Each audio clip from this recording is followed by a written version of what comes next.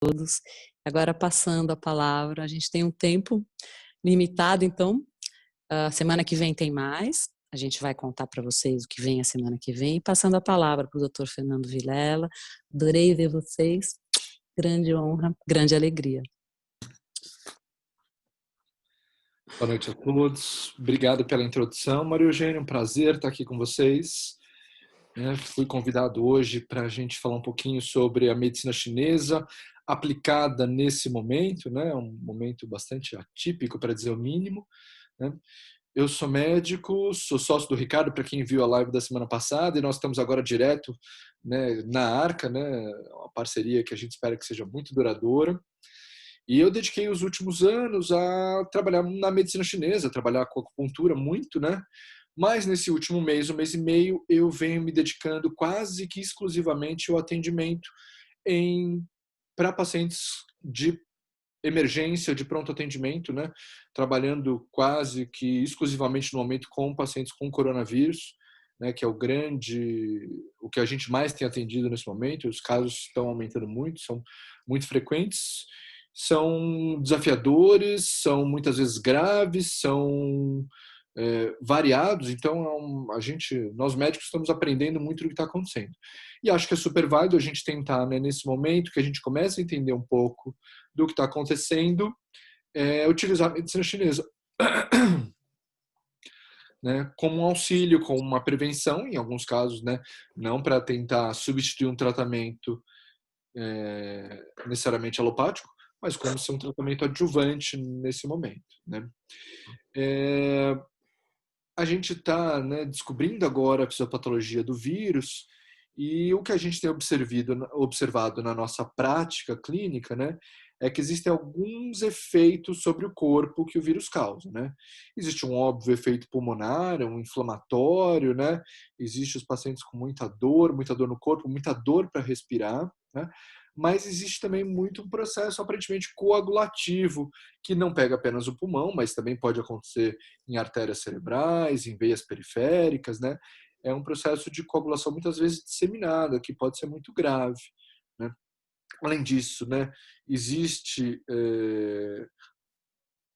um risco, imunológico, aí no sentido de a gente precisar trabalhar a nossa imunidade, porque pacientes que estão imunodeficientes são pacientes com risco muito maior de desenvolver quadros mais graves, Então, quando a gente vai tentar aplicar a medicina chinesa, a gente vai tentar focar num tratamento sobre a imunidade, sobre a inflamação, sobre a coagulação e sobre a lesão pulmonar. Isso de uma forma muito simplificada, porque a gente podia ir muito além disso. A gente pode trabalhar, obviamente, parte emocional, que por uma série de motivos está muito envolvida com o aparecimento de doença. Desnecessário dizer que esse é um momento ansiogênico, difícil, desafiador para todos, mas vou tentar aplicar de forma um pouquinho mais direta com o que a gente tem visto da forma como o vírus atua agredindo o nosso corpo. Se a gente for falar muito rapidamente das bases da medicina chinesa, a gente vai ver que a medicina chinesa ela atua de algumas formas sobre a nossa saúde. A respiração, como a Maria Eugênia muito bem falou agora, a meditação, o exercício físico e o alongamento, a fitoterapia, a acupuntura e a massagem. Não dá para, nesse momento de isolamento social, a gente utilizar coisas muito úteis, como a acupuntura. A gente provavelmente não vai conseguir passar numa consulta tão boa e aí utilizar a fitoterapia ou a massagem. Então a gente vai ter que focar no que a gente tem: respiração, meditação e alimentação, a dietoterapia chinesa, que já dá muita coisa legal para a gente, já tem muita utilidade nisso, para a gente tentar trabalhar para que o nosso organismo esteja em equilíbrio, esteja trabalhando na sua melhor forma, e com isso a gente consiga, dentro das possibilidades, não contrair o vírus, ou se contrair o vírus, apresentar formas leves, porque o nosso corpo consegue eliminar o vírus. Se a gente for ver em última análise, o que a gente faz na internação é tentar dar condições clínicas para que o corpo se recupere, mas a verdade é que a gente não tem nenhum remédio que realmente elimina o vírus. Quando eu interno meus pacientes, a gente interna com antibiótico, porque muitas vezes a gente tem que fazer um tratamento empírico de uma eventual infecção bacteriana associada ou que está mimetizando uma infecção viral, porque a gente demora para ter o resultado, né? A gente entra com um antiviral, mas que, pelo que a gente sabe, não faz nada contra esse vírus, é para tratar outros vírus que podem causar quadros semelhantes, né? A gente entra com anticoagulação para evitar tromboses, mas a verdade é que a gente não faz nada para eliminar vírus, né? Quem elimina vírus é o próprio corpo. Tá? Então, um corpo saudável elimina esse vírus muito mais facilmente, com certeza, né?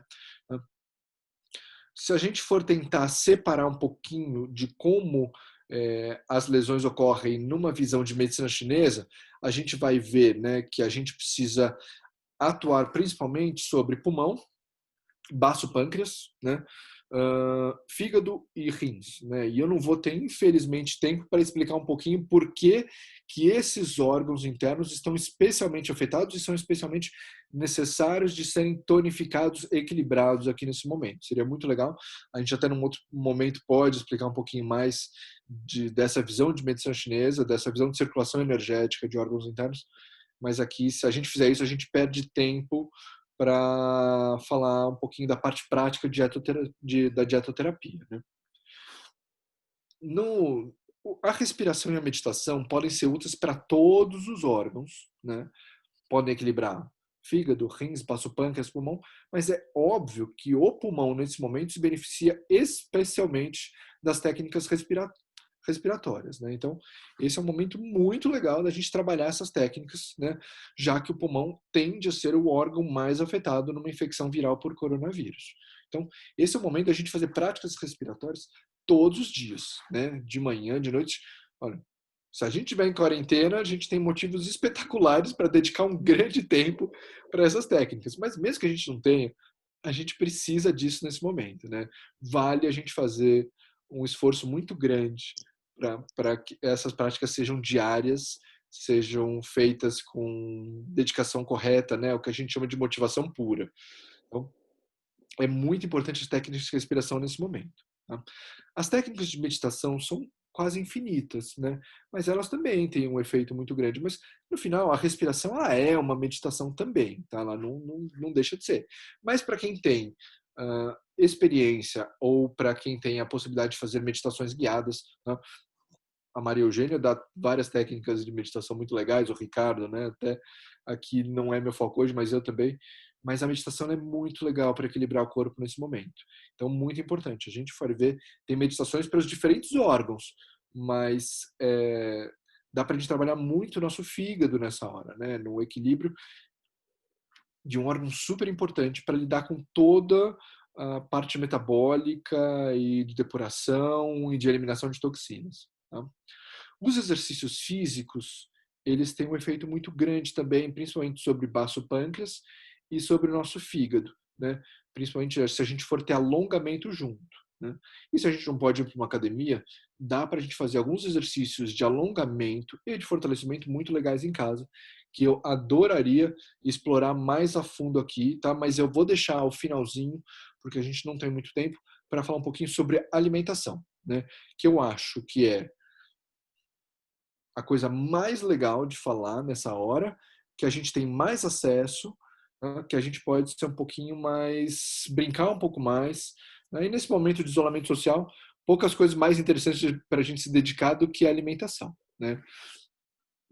Se a gente for tentar dividir rapidamente como alguns alimentos podem ser úteis nesse momento, tá? Eu vou dizer para vocês que se a gente fosse pensar em dividir por órgãos internos, para o pulmão, por exemplo, né? Como é que a gente vai fazer? A gente vai pegar alguns alimentos mais específicos, né? Que a gente vai dizer que são os alimentos mais picantes, mas nem todos os alimentos picantes são necessariamente ardidos, né? Por exemplo, a hortelã é um alimento que tem característica picante, né? E ela é muito útil nessa hora quando a gente vai trabalhar pulmão. Então, coisas que são muito legais a gente colocar na nossa alimentação e a gente pode até conversar um pouquinho sobre como, né? Mas não são complicados. Né? Para o pulmão, principalmente pimentas, né? Gengibre e hortelã, para a gente pegar aqueles mais fáceis, mais interessantes, mais gostosos e que dá para usar de diferentes formas. Né? gengibre é infinitamente versátil, né? Em casa ele vai no suco, ele vai no chá. A gente faz muito molho com gengibre. Né? Dá para fazer, puxa, na Ayurveda, não sei quanto que o Ricardo chegou a poder conversar um pouquinho sobre isso. Poxa, mas na Ayurveda ele está nas diferentes formas, até cru, né? Muitas vezes a gente pede para a gente mastigar o gengibre antes da refeição. Mas o gengibre é um alimento maravilhoso para o pulmão. Tá? Sugestão: chá com gengibre. Tá? Vai fazer molho, dá para colocar em tudo, molho de tomate, molho com shoyu, né? é, é muito legal. E bater no suco também é muito legal. Tá? A hortelã, sugestão para chás e sucos, tá? Super fácil de usar, dá para a gente achar em qualquer lugar, dá para ter em casa, dá para quem tem uma hortinha, a hortelã é maravilhosa, tá? E as pimentas, tá? Também são bem legais. Há poréns, claro, no uso de qualquer alimento, porque qualquer alimento tem também um potencial, como qualquer terapia, tem o potencial de causar desequilíbrio. Então, óbvio que se o paciente tem uma pressão alta, de difícil controle, a gente não vai usar o gengibre nesse momento, né? Alguns pacientes podem ter epigastralgia, dor estomacal com a hortelã. Então, a gente precisa se observar um pouco, tá? Se olhar para ver se aquele alimento causa algum desconforto ou algum desequilíbrio, tá? Mas, começando pelo pulmão, sugestão é, vamos usar gengibre, hortelã e pimentas, tá? Passando para o nosso fígado, né? Tem muita coisa legal aí, né? Mas a gente tem uma gama de folhas verdes escuras que são super interessantes, né? Rúcula e agrião, por exemplo, maravilhosos para o fígado. A gente pode usar todo dia, dá para variar em diferentes formas, mas dá para fazer suco, dá para fazer um pesto, dá para comer cru, tá? Então, muito versátil, muito legal, né? Tem uma coisa que o brasileiro adora, que é super legal para fígado, que é café, né? Tem muitos estudos interessantes sobre o café, mostrando prevenção de câncer de fígado, mostrando capacidade de diminuir a inflamação hepática. Então, ele é um alimento super legal, tá? Tem poréns? Claro que tem poréns. O café tem que ser consumido na hora que ele é feito. Passou 10 minutos que a gente fez o café, ele já oxidou quase completamente e virou água suja. Tá? Então, o café é consumido assim que ele for feito. Tá? Nunca guardado em garrafa térmica, nunca deixado para depois. Tá? Então, café fez e tomou. Feito na hora, ele tem muitos antioxidantes muito legais. Tá? Segundo, porém, do café, não pode ser adoçado, né? Porque daí, obviamente, a gente está perdendo muito das propriedades dele, acrescentando um produto que não é interessante e atrapalhando o sabor, que é muito importante da gente ter. Na medicina chinesa, não é só a propriedade do produto, o sabor também importa muito, tá? Aline, você me avisa se a gente for ser cortado aqui, tá? Então é importantíssimo que a gente use o sabor do produto, tá? Então a gente não deve ficar mascarando ele com outras coisas. Ah, mas o café sem açúcar não é gostoso. Combinar. Ok, Ele não manda qualquer outra pessoa coisa. gosta de alguma coisa docinha na minha vida, tá? Mas no momento que a gente está pensando na forma terapêutica, é importante a gente usar o sabor do produto. E se a gente está usando um produto de qualidade, ele vai ter um amargor, mas ele também tem uma complexidade de sabor que, se a gente se acostumar, a gente percebe que é muito tolerável, tá? É muito interessante. Tá? Pensando nos nossos rins, né, a gente tem muitos produtos úteis para os rins que estão dentro do nosso arsenal de alimentos brasileiros. Né? Se eu for citar dois que são maravilhosos, eu vou dizer abóbora e inhame. Tá? São super saudáveis, são gostosos, são versáteis. Tá? Abóbora, se você fizer no vapor e comer, ela é deliciosa. Tá? Se você fizer molho com gengibre, se você quiser cozinhar na água, tá? Ela é maravilhosa, gostosa. Tá? O inhame, ele tem um sabor um pouquinho mais desafiador, porque ele não tem muito sabor. Mas quem já brincou um pouquinho com inhame sabe que ele tem, nossa, usos quase infinitos. A gente em casa faz o inhame como substituto do creme de leite, a gente usa para fazer purê super temperado, tá? Com alho, com tempero, dá um purê delicioso, como se fosse um purê de batata suave. Tá? Dá até para fazer no suco, tem gente que gosta de bater no suco. Eu costumo preferir o inhame na sua forma cozida, tá? Mas tem gente que usa ele até cru. Algumas pessoas têm um pouco de alergia com inhame cru, né? Só de manipular aquela babinha já dá coceira. Então, eu sugiro para a maior parte das pessoas a forma cozida. Tá? Mas o leite de inhame, como também substituto de um monte de coisa, em casa já virou estrogonofe, molho de cogumelos, tá? Muita coisa à base do purê de inhame. Muito versátil, muito legal, muito rico e um alimento maravilhoso para os rins, né? Então, super legal nessa hora que a gente precisa de imunidade, a gente quer tonificar rins, é usar muita abóbora em inhame. É muito rico, muito versátil, muito gostoso, tá? É um produto maravilhoso esses dois, tá? E para quem topa uma coisinha diferente, as algas são muito legais nessa hora para tonificação de rins, né? Então, bem gostosinhas. Eu acho que assim, dificilmente alguém vai odiar porque ela não tem um sabor muito marcante, mas tudo bem, se alguém odiar, tranquilo, mas acho um produto também bem legal para a gente usar nessa hora, né? Dá para fazer molho à base de algas, dá para usar ela, né, triturada sobre os alimentos, sobre o arroz, sobre o feijão. Então, produto muito legal mesmo para a gente usar nesse momento, né? E eu vou fazer uma pequena observação, né? Eu falei o abóbora e o inhame para rins, mas alguém pode reclamar que ele também é muito interessante para baço pâncreas, tá? Também são alimentos que a gente usa nessa hora para baço pâncreas, né? Se a gente for pegar alguns livros tradicionais, eles usam a abóbora mais para baço pâncreas e a semente de abóbora mais para rins. Mas, honestamente, também são alimentos muito legais para rins, tá? E as algas, né, elas têm um efeito muito interessante, tá? E se você for pegar alguns livros clássicos de medicina chinesa, vão falar em peixes também, né? Mas eu, honestamente, eu evito utilizar derivados animais, né? Eu sigo uma dieta livre de derivados animais, nada contra quem usa, né? Mas então a gente baseia mais as nossas aulas, né, sem derivados animais para que seja acessível para todo mundo, porque se eu tiro o derivado animal, eu atendo a quem come ou quem não come, não tem problema nenhum. Agora, se eu coloco derivados animais, eu não atendo aquelas pessoas que são vegetarianas ou veganas. Tá?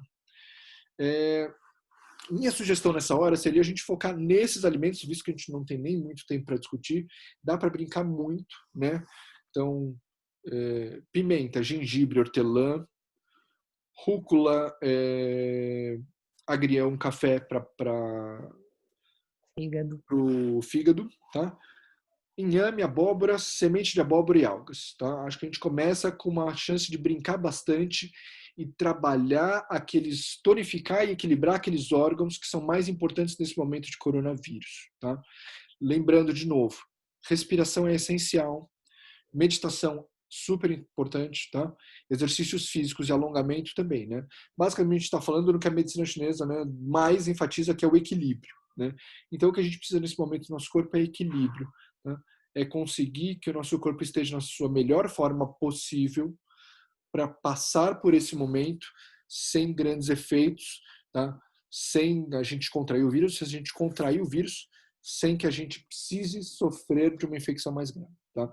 Lógico, se a gente tiver uma infecção mais grave, a orientação aqui não é para todo mundo ficar tomando chá, vai para o hospital. Tá? Se alguém passar comigo, eu atendo com muito prazer. Tá? Mas nesse momento, as infecções mais graves precisam da internação, porque a gente precisa muitas vezes fazer uma anticoagulação para prevenir os efeitos tromboembólicos, principalmente pulmonares. Tá? Mas para aqueles casos, né, assintomáticos, para aqueles que querem fazer prevenção, ou para aqueles casos leves, dá para a gente trabalhar muito equilibrando o corpo para passar por esse momento. Né? Gente, eu acho que assim, nesse momento tão rápido, em 20 minutos corridos, era o que eu tinha para falar para vocês. Dá para a gente estender esse assunto em muitas aulas, em muitos encontros. Né? Seria um prazer muito grande nas semanas seguintes a gente elaborar alguma coisa que vocês gostem mais ou tenham mais interesse. Né? Mas para hoje, essa introdução muito rápida, né, de como a medicina chinesa pode ser útil nesse momento de coronavírus, isolamento social, né, descoberta de como lidar com um caso tão atípico. A Maria Eugênia quer fazer alguma finalização? Doutor Fernando, tem uma pergunta do Maurice, se gengibre aumenta a pressão arterial. Essa é uma pergunta muito válida, né? ele, de forma geral, não altera, mas há pacientes com pressão, com hipertensão, que estão com difícil controle, que a gente observa que o gengibre pode piorar essa pressão. Então, num paciente que não tem problemas, ele não tende a aumentar a pressão, não. Mas pacientes hipertensos, com difícil controle, ele é contraindicado. Então, a gente evita o gengibre naqueles pacientes que a gente ainda está tentando chegar no controle ideal da pressão. Mas uma vez que a gente chega no controle ideal, que a gente equilibra o paciente, a gente consegue liberar o gengibre mesmo para os hipertensos. Obrigada. Alguém mais tem alguma outra pergunta para o Dr. Fernando?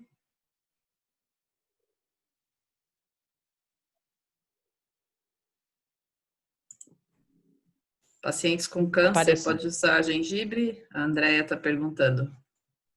O gengibre é um alimento, na verdade, na medicina chinesa, ele é o único alimento que é usado para equilibrar tanto os casos yin quanto yang, né? Aquela divisão, né, simples que a gente faz na medicina chinesa, né, que a gente não vai entrar a fundo aqui, tá? Então, assim, em teoria, ele pode ser usado por praticamente todo mundo, tá? Nos casos de câncer, também pode ser utilizado. Não existem contraindicações, ele não alteraria negativamente a imunidade do paciente, que a gente não possa usar nos casos de câncer, tá? Exceção feita, né, para aquilo que eu falei da observação individual, se o paciente sentir que eventualmente ele tem algum efeito colateral com o consumo daquele produto, tá? Eu tenho colegas, né, que usam gengibre e, infelizmente, tem uma dor de cabeça, tem alguma coisa assim, e aí a gente vai ouvir o corpo e, nesse momento inicial, evitar. Mas, de forma geral, ele pode ser usado para pacientes oncológicos também, né? Eu vi aqui que o pessoal está perguntando se as pimentas não picantes entram. Existem muitas pimentas diferentes, então, na verdade, varia de pimenta para pimenta, porque os efeitos são muito variados. Mas se a gente, por exemplo, for pegar uma pimenta biquinho, né, que ela tem uma picância chamada de picância zero, ela também demonstrou efeitos muito similares a outras pimentas que são da mesma família que ela, tá? Então, uma pimenta que, como essa, pode entrar sim. Ela tem efeito sobre pulmão. Então, você pode usar, para quem não tolera pimentas, né, a picância das pimentas, pode usar uma pimenta biquinho, tá? O pessoal está perguntando aqui se as pimentas fazem mal para o estômago. Aí acontece que é o seguinte, assim, na medicina chinesa a gente vai dividir as afecções estomacais de novo como yin e yang. E existem aqueles casos que a pimenta pode fazer mal e aqueles que ela não vai fazer mal, né? Então, de forma geral, a gente tem que entender qual que é o tipo de desequilíbrio que está levando a dor do estômago do paciente para ver se é um paciente que vai poder usar pimenta ou não, tá? Então, existem pacientes com doenças estomacais que podem usar pimenta e outros que não.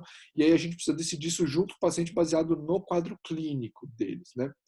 Eu vi que o pessoal perguntou aqui, né, alimentos para o baço pâncreas, e os alimentos para o baço pâncreas, eles, né, que eu falei, aquela hora, as raízes são legais, esse tipo de raiz, né, abóbora e o inhame são muito legais para o baço pâncreas, tá? Em outros bibliografias a gente vai ver o limão como alimento para o baço pâncreas também, tá? Então também pode ser utilizado, também é bem interessante. Deixa eu ver aqui em relação a pacientes obesos. Os pacientes obesos, né, eles estão num estado inflamatório, né? Se a gente fosse resumir muito rapidamente, assim, né, tipo, quase criminosa, toda vez que a gente aumenta o tecido adiposo, né, a gente aumenta a liberação de TNF-alfa, né, que é um precursor inflamatório muito importante. Então, todo paciente que está acima do peso, ele está inflamado, né? Ele tem liberação de mediador inflamatório. Então, é uma hora super importante para a gente usar alimentos anti-inflamatórios e antioxidantes, com certeza, né? E aí, esse é um momento que eu sempre sugiro uma fitoterapia, né? Ou a gente fazer uma reposição de alguns micronutrientes, né? Então, o paciente obeso vale uma consulta nessa hora, né? Para a gente conseguir fazer uma prescriçãozinha um pouquinho mais complexa, porque ele precisa dar uma desinflamada. Então, nesse momento de coronavírus, eu sugiro sim a gente ir além da alimentação, dar uma caprichada na fito ou nos micronutrientes. Tem muito micronutriente interessante nessa hora, né? Que a gente pode utilizar para o paciente obeso, que ele precisa mesmo. dar uma caprichada, porque a gente tem visto casos mais graves no coronavírus com paciente obeso, e isso daí pode ter realmente uma relação com o efeito, com o fato do paciente estar num estado inflamatório agudo, né? Alguém está perguntando aqui onde a gente poderia ler mais sobre medicina chinesa e os alimentos. Nossa, isso daí a gente tem uma bibliografia infinita, né? Pensando em uma coisa para leigos, eu vou ter que, olha, eu vou dizer que assim, eu leio muito a literatura que é específica para médico, né? E eu estou devendo, assim, vou ter que dar uma pesquisada e a gente pode até fazer um post sobre isso, sobre literatura interessante para quem não é da área de saúde, porque realmente eu tenho me dedicado muito à leitura para o público médico. Mas a gente vou elaborar um post, a gente pode deixar alguma coisa de medicina chinesa e alimentos para leigos, né? A gente pode fazer isso sim.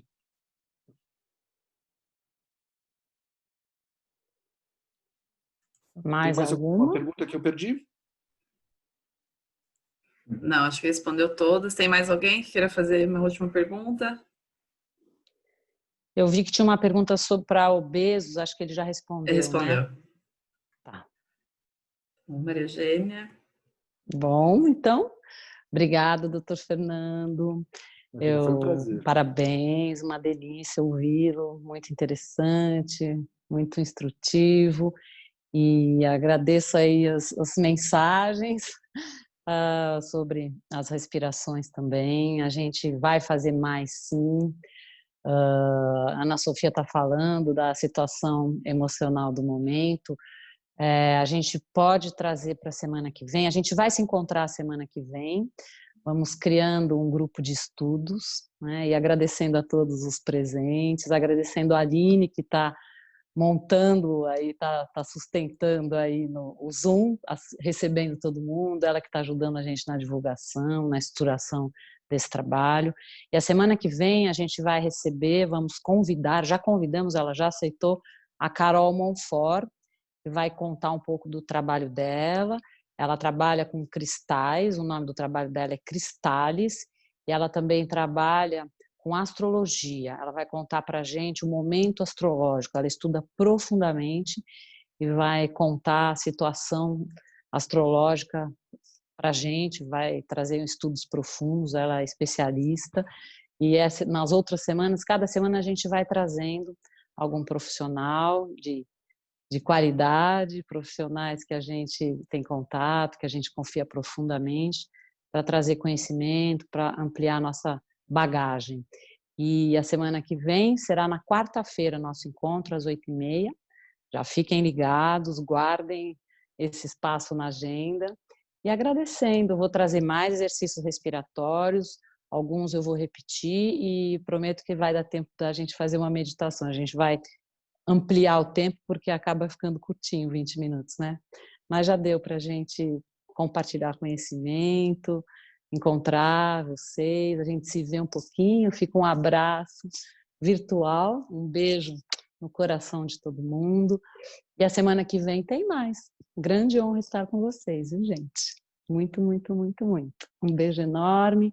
Aline, Rosângelas, Andréia, Lilian, Renata, Simone, todo mundo aí, obrigado. Para quem eu não tinha falado oi ainda, né?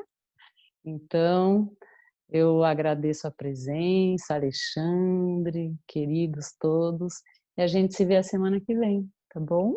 Dulcineia, um beijo bem grande para todos. Até a semana que vem.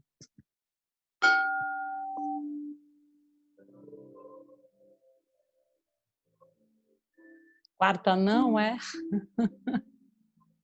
É só semana que vem na quarta, tá bom?